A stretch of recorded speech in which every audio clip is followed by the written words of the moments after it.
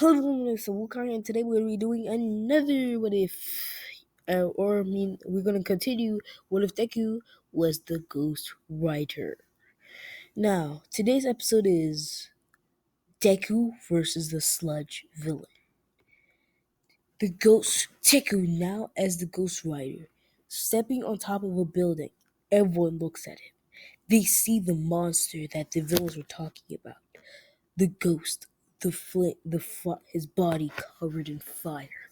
Nothing but a skeleton wearing clothes.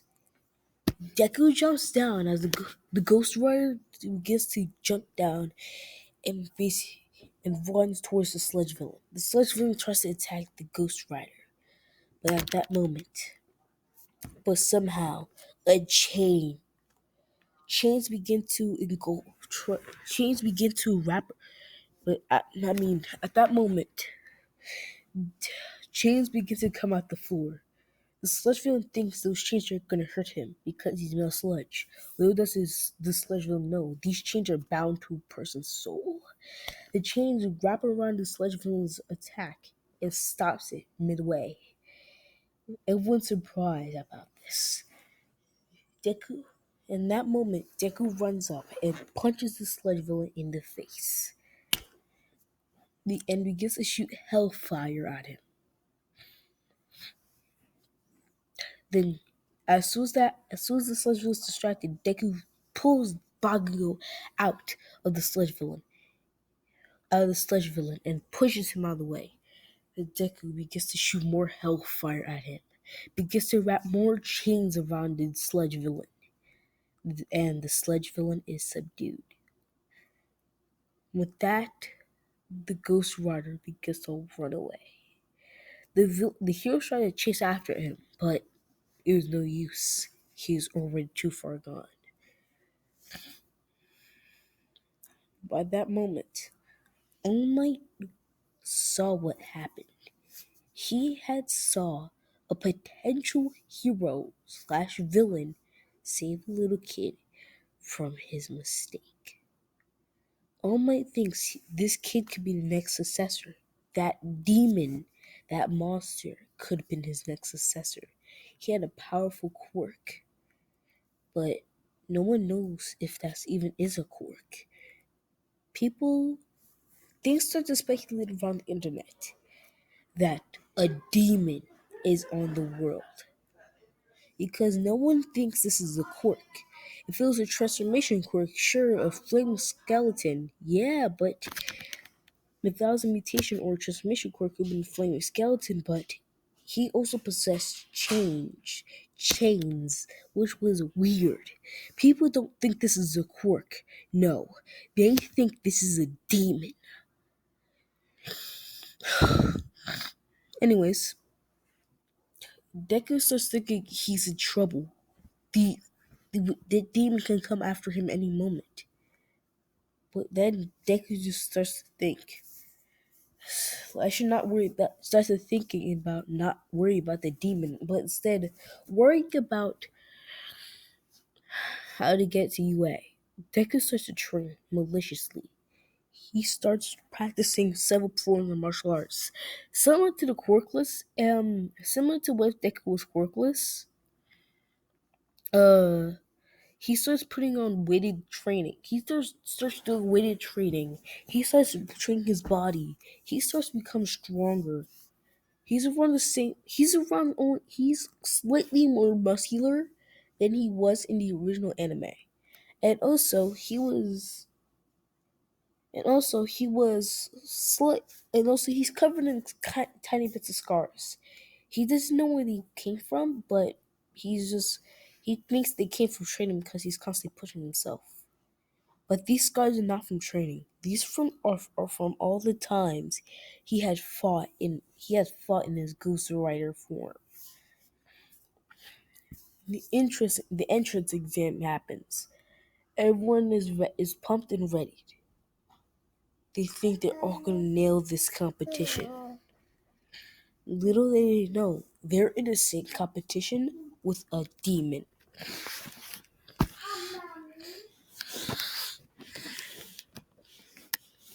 Everyone's ready. Then it starts. Of course, I'm not going to go over the written exam because we all know how Dick is going to do. He's going to do great, but the practical exam goes slightly different. Instead, Deku starts to collect as many points as he can possibly can. He collects around 30 points with his ingenuity and without even using the Demon Rider's power. Then the 0 pointer comes up. Deku is scared. Deku always has around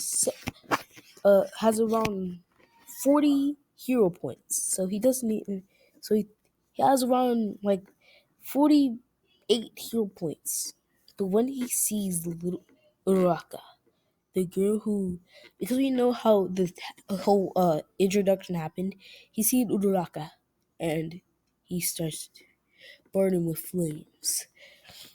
Like what happened in the Ghost Rider movie and some mods I saw from Minecraft Ghost Rider, Deku has semi-controlled the Ghost Rider's powers, which means he's stronger now. He runs up to the monster, starts to climb up the walls. People think he has just a fire core, which annoys, which makes Bakugo angry. Deku doesn't know this, but he's actually walking on water, walking on a building. It's similar to how Endeavor did it. He has some like people start thinking he has just a fire ability, so he starts walking on the he starts running up the building, and when that happens, he jumps off and punches the 0 pointer in the face. As he's not, it's not. Of course, it's not as big as it was as the punch that was in the anime, but it's a still pretty big punch. And so it does not, it's enough strength to just barely push the robot over. And people start thinking, what is this kid? He's strong. Of course, I mean, let me change it to the fact that they think he doesn't. Okay, the fire didn't happen, but everyone knows he's really strong because he was able to grip onto the building. It's not fire, it's just like they think he has super strength. My bad. I have to change that. Now, he sit. Deku puts off the rock of Uraraka and tries to collect as many points as he possibly can left. He collects around 15 points, which gives him a total of 50. No, 60.